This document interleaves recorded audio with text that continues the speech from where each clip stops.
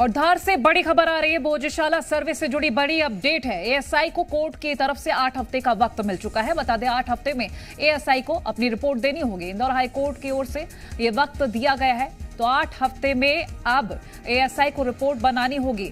पिछले लंबे वक्त से, कई दिनों से एएसआई का सर्वे चल रहा था और अब एएसआई की ओर से पिटीशन भी दायर की गई थी कि उन्हें और वक्त चाहिए, जिसके बाद कोर्ट की ओर से 8 हफ्ते का वक्त और दे दिया गया है।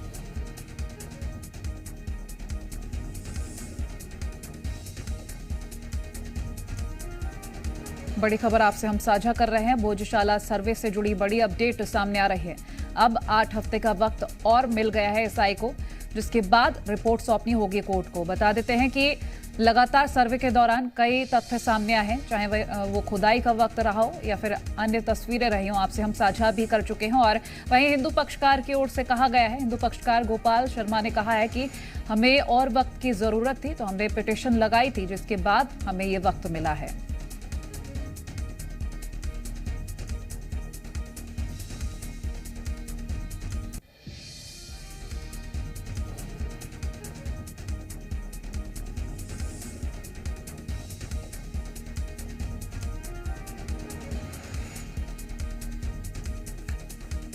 बड़ी खबर, एएसआई सर्वे से जुड़ी बड़ी अपडेट हम आपसे साझा कर रहे हैं। 8 हफ्ते में एएसआई को कोर्ट में रिपोर्ट देनी होगी। धार से ये बड़ी खबर हम आपसे साझा कर रहे हैं। लगातार एएसआई की टीम हर दिन सर्वे कर रही थी।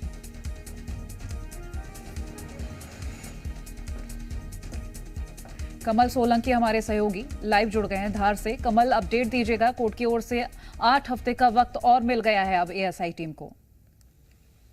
देखिए, निश्चित तौर पर एएसआई को 8 हफ्ते का टाइम मिला है। जिस प्रकार से एएसआई ने आवेदन देकर कहा था कि भोजशाला में अवशेष नीचे दबे हुए हैं और उनकी विस्तृत रूप से खुदाई करना पड़ेगी, तभी अवशेष बाहर निकल पाएंगे। और उन्होंने दलील भी दी एएसआई को कि सुप्रीम कोर्ट में मुस्लिम पक्षकार की ओर से याचिका दायर की गई थी और कहा गया था कि यहाँ पर जो एक्सकवेशन हो रहा है, खुदाई हो रही है, उससे मॉन्यूमेंट को नुकसान पहुंचेगा। लिहाजा सुप्रीम कोर्ट ने कहा था कि खुदाई इस प्रकार से की जाए, फिजिकल खुदाई की मॉन्यूमेंट को कोई नुकसान ना पहुंचे, और बहुत धीरे धीरे खुदाई हो रही थी। इस बात का हवाला भी एएसआई के द्वारा इंदौर हाईकोर्ट को दिया गया और समय की मांग की गई थी कि हमें और समय चाहिए ताकि भोजशाला का पूरा सच बाहर आ सके। और इंदौर हाईकोर्ट ने भी इस चीज को माना और कहा कि ठीक है, आपको 8 हफ्ते का समय दिया जाता है, और 8 हफ्ते का समय ग्रांट किया गया, उन्हें आगे बढ़ा दिया गया सर्वे को, और 4 जुलाई तक का समय दिया है। अब 4 जुलाई तक इनको विस्तृत रूप से रिपोर्ट इंदौर हाईकोर्ट में प्रस्तुत करना पड़ेगी। क्या कुछ मांग की गई थी? हमारे साथ हिंदू पक्षकार की गोपाल शर्मा जी भी, हम उनसे बातचीत करने की कोशिश करेंगे। गोपाल जी हमारे साथ में। गोपाल जी, आप बताइए क्या कुछ मांग की गई थी और क्या कहा गया था आपके द्वारा? पिछली 22 तारीख को जो सर्वे का आदेश मिला था वो 6 सप्ताह का था। उसमें कोई कंडीशन थी, भौतिक स्ट्रक्चर को कोई नुकसान नहीं हो, इसके लिए उस आधार को ध्यान रखते हुए सर्वे चल रहा था, लेकिन वो सर्वे पूरा नहीं हो रहा था। इसलिए पिछले दिनों हाईकोर्ट में एक आवेदन लगाया था जिसमें समय बढ़ाने की मांग रखी थी। मुस्लिम पक्ष द्वारा उसमें आपत्ति दर्ज कराई थी, लेकिन आज हाईकोर्ट ने 4 जुलाई तक का समय बढ़ाया है सर्वे करने के लिए। तो 4 जुलाई को अपनी रिपोर्ट पेश करने का कहा है और उनके आवेदन को खारिज किया है।